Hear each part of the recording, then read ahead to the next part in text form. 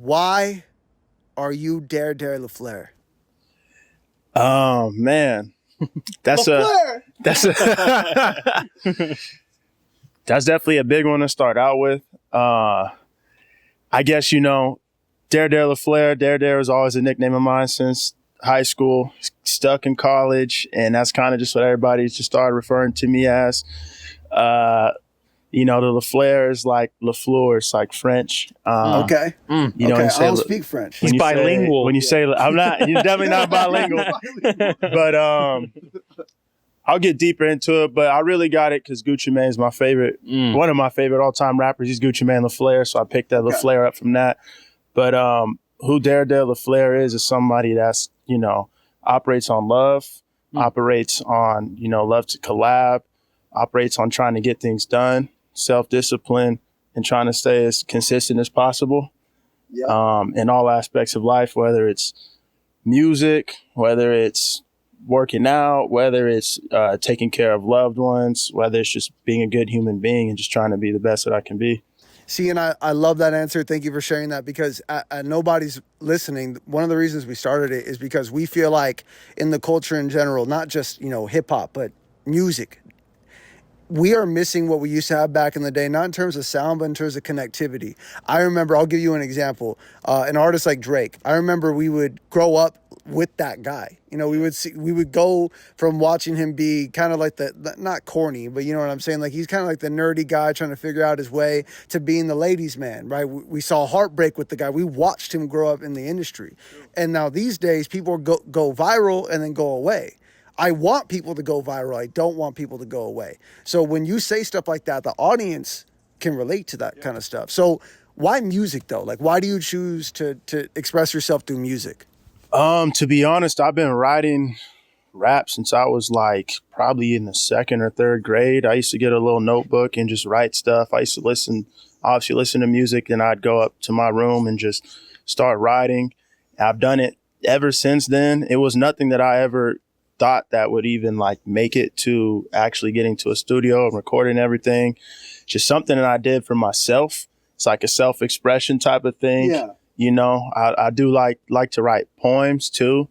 A lot of stuff that I recorded was actually a poem that was turned into a song. I love hearing that. So that's kind of where that came from. And music is just another great outlet, and it's something that I liked.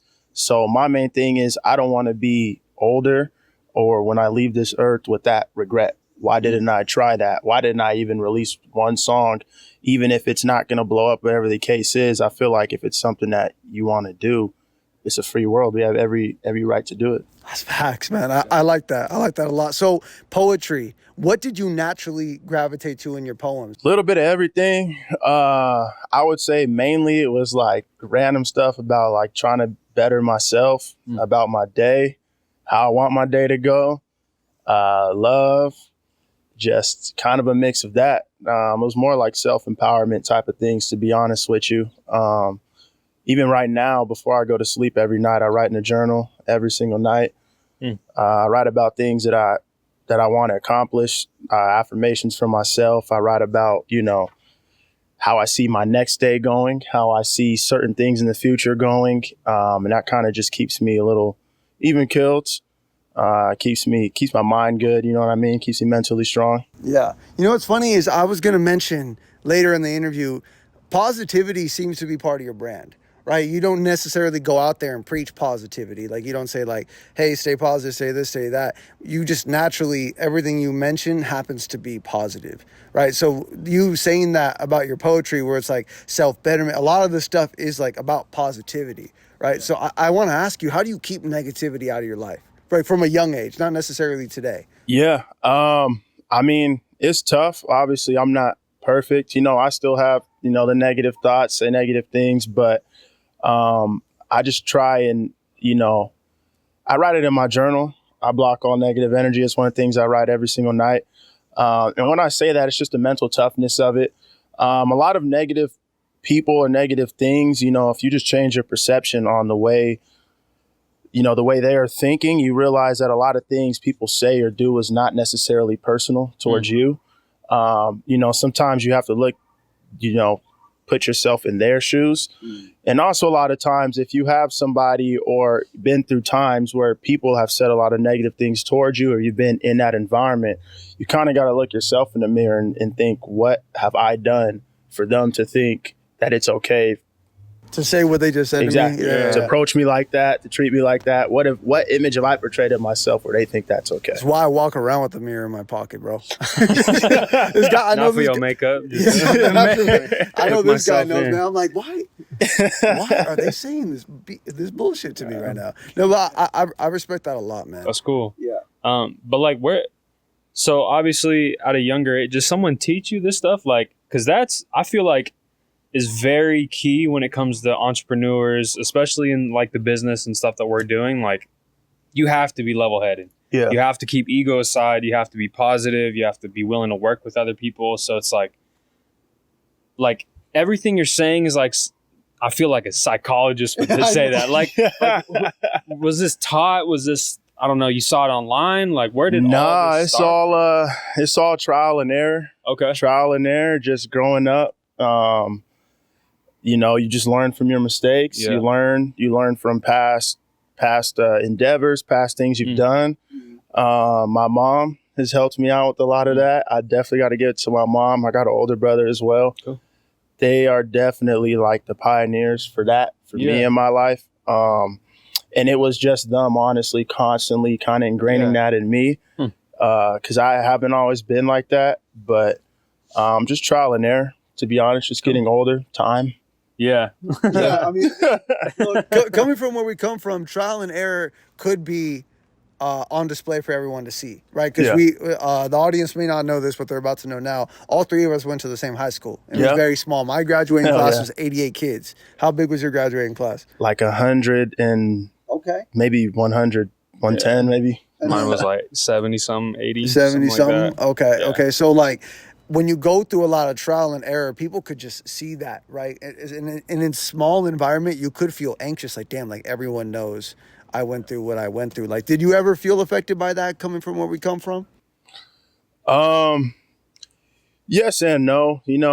Our high school was definitely small. So when you're around, a smaller group of people, then, it's easy to be under more scrutiny, less sample size type of thing. Yeah.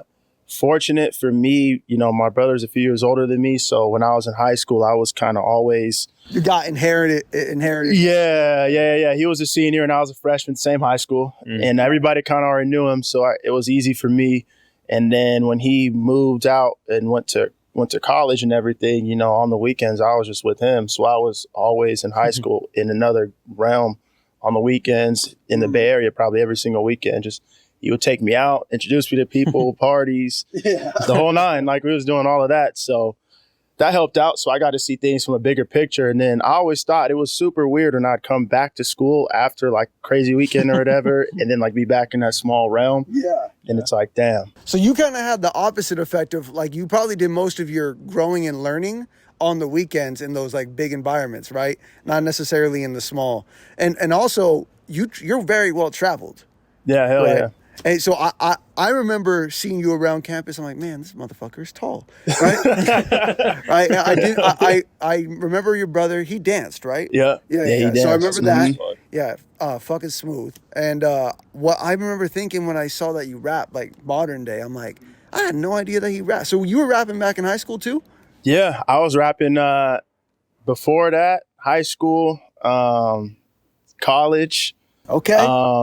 But I didn't really start making actual full songs where I'm like recording it until I went to college. Okay. And one of my good friends, shout out Trayvon, we were teammates in college. He makes music now out in Portland. I listen to him though. He's fire. Yeah, he was my teammate in college and he was rapping like all the time. And so I was like, screw it. I mean, I know I write raps too. So next thing you know, like that was our like outlet when we were at school, after practice, whatever, we would go to his dorm room and then literally put my iPhone down and put the speaker next to the iPhone. We play a beat and within probably like 5 to 10 minutes, we both have a verse and we would just do the voice recording on the phone in one take straight through songs. One take. We made like probably 10 to 15 songs. that have never even been like released or nothing. Like, That's some real rapper shit. Where you record something, you just never let the world see it. yeah, definitely always doing it. Always something I wanted to do, but I guess I'm scared to make that leap until just being around a lot of people or just like, screw it, you might as well. Where does that fear come from? Like, why didn't you want to make that leap? And that's the I don't know, that's the one thing to where like I don't think I post my music too much and all of that. I kind of just put it out there one time, and it's like, if you like it, you like it. You don't, then maybe you'll like the next one. But I'm not sure, man, because a lot of my friends bring that up too. They talk about how confident I am and all these things, but then sometimes with the music and just promoting myself with it, it's not sometimes there. I don't know what it is, to be honest with you. Man, well, you know what? A lot of people could relate to that, right? I wouldn't necessarily. You don't come across as afraid to post your music. Yeah. You come across as like part of your brand is chill, laid back. Your music reflects that. Yeah. You know what I'm saying? So like, to me, I think one way that is one way to look at it, maybe for your friends. But from just a consumer perspective, I look at it like, man, that guy's just chill. He just goes with the flow. That's what he does. Literally. Literally. Huh. So going into your music and like your songs and stuff, and talking about kind of like the hesitance to like actually put it out, because when it comes to my music and the stuff that I make, a lot of my stuff is like personal shit. So if you ever listening to my songs, like majority of the time you realize, damn, that's a real both you guys situation. Honestly. So it's like be going in. So sure. I mean, I'm just trying to dissect it. Do you think maybe it, like, is your music more like personal? Because I know you said some of them are like poems and stuff. Yeah, like everything that I like rap, like I try to not ever lie about anything that I rap about. Cool. You know what I mean? No rap cap. Yeah, definitely not. I'm not out got here. The Bentley. I'm just playing. I'm saying. I'm just playing. I'm not rapping about me smashing in the Bentley or whatever. But but everything that I say, I try and keep it like. I like rapping very fast paced, but some of the things that I say isn't, I feel like sometimes meant for like the fast paced rap. I'm not rapping about a lot of the hood shit and all of that, because it's just not what I'm doing. So it's like, I'm going to rap about what I'm doing, having good days, going here, going there, hitting the beach, working, like, you know what I mean? You have like, the best, like some of the, well, first off, before we get into like the one-liners and the stuff that's in your verses, because they're phenomenal. They're so funny. Like, they'll catch you off guard. You'll be just listening to it, and they're like, wait, what the fuck did he just say? Like, but funny as hell. So is this just off the top, like off the dome when you're recording this? I know you said some of them are like from poems. Yeah. Or is it like freestyles? Like, where does most of your lyrics come from? Any song that I have that's like super fast is always just off the top. That's cool. It's when I go to the studio, I'll sometimes have a beat. Actually, like probably 90% of the time I go to the studio, Kyle will make the beat right then and there. Jordan Kyle, right? Yeah, Jordan Kyle. Shout out Jordan Kyle. Shout out Jordan Kyle. Again. He'll make the beat right then and there. And then, I might have something wrote, but it might be like a quarter of the song. Yeah. And then I'll start out with that, and then I'll just keep going. So that's where I get that from. Yeah. But like some of the slower stuff, Bachelor, I wrote that for sure. I got another song called Scared to Love that hasn't even dropped yet. It's been ready for a few months now. I don't know why I haven't dropped it, but that's me definitely opening up on that. That was a poem. Power was a poem for sure. Got Power is an older song I did. That was when I was kind of in a darker time. It was a little deep. And I remember in the studio, I had to change the lyrics up a little bit because it started going like super, a little too deep. You know what I mean? So like too personal? Yeah. So I changed up the lyrics right then and there. And then, you're a better artist than I do. I would have kept that shit in. Send, upload.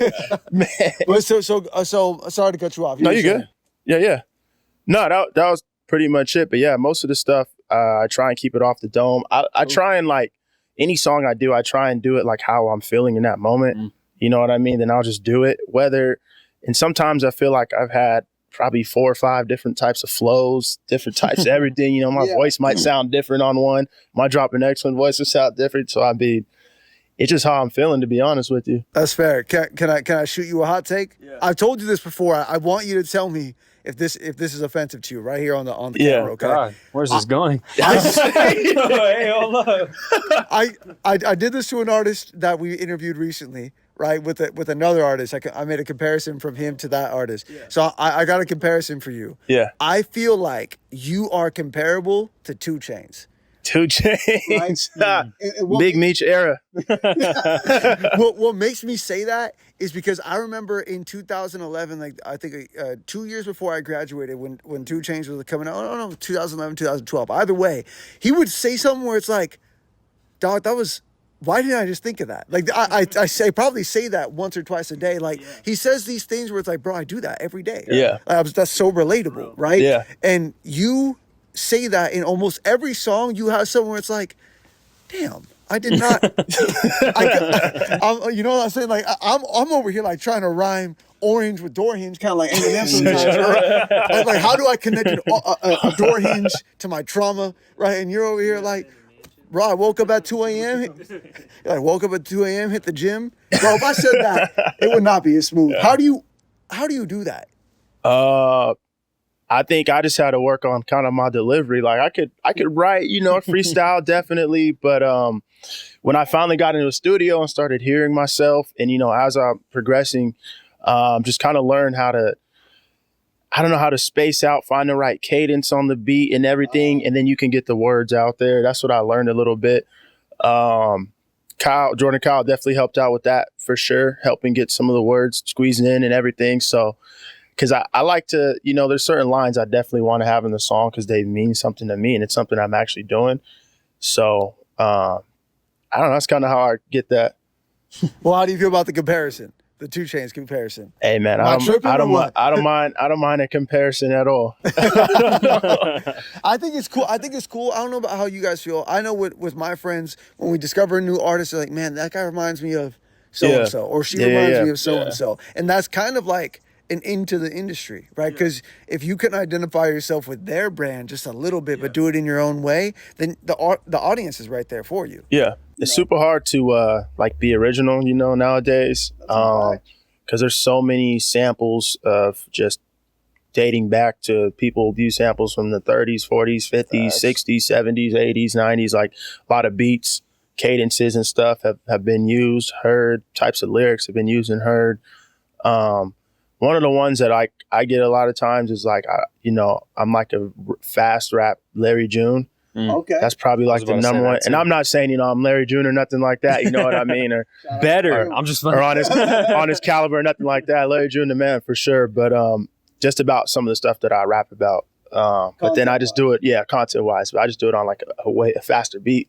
Yeah. A lot of times. So it's so smooth too. Like exactly what you're saying. The delivery is just like so fluent and just like laid back and chilled. It's so easy to listen to. Yeah. And like, especially with some of the lines and shit you throw in there, it's just like it's just flows so well. And then when we were at Jordan Kyle's not too long ago, we were talking about getting some songs in with you, and then Jordan, or he was like DerDer Laflare can make going to the grocery store sound cool. And I was like, nah, literally, I was like, nah, you 100% right. He's like, yeah, pick up, put my shoes on. I'm gonna go to the store. Like, I'll probably say something like, hit the grocery store, money falling on the floor. Literally. But it's like, put my right foot through the door. Yeah. Smooth. And just go, I don't know. I'm not kidding. Like I couldn't think of that if I tried.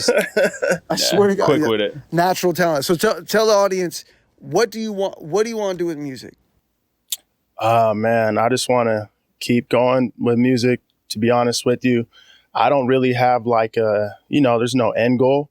I just want to keep staying in the present day with it. Keep dropping how I want. Keep making music how I want. I drop in consistently and all of that. So like the one thing I kind of wanted to do is be a little more consistent with that.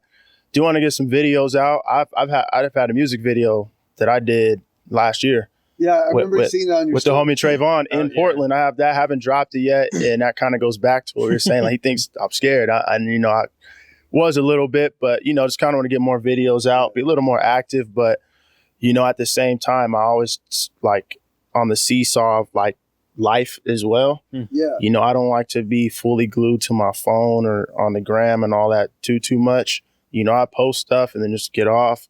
So, you know, that's kind of like the battle I'm at right now, knowing that I got to be a little more active with stuff like that. But as far as, you know, to answer your question fully, I just want to become a little more consistent.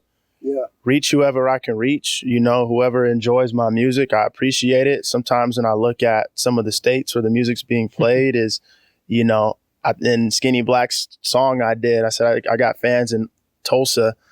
I said something like that. Tulsa, Oklahoma. Yeah, I looked at my thing and I saw like people in Tulsa listen to it, other Isn't that trippy countries. when you look at the Yeah, and it's super random. And then like I have a couple, like probably 3 or 4 other countries where I had some plays. And, you know, I'm just glad I could reach anybody. If I drop a song and it's just 5 people that really like it, listen to it every day, then me and those 5 people, I fuck with all of them. You know what I mean? That's a fact. I used to tell him all the time, if you can get 1 person to listen, you can get 1 million to listen. Yeah. Right? It's just about, these days, it's the marketing game.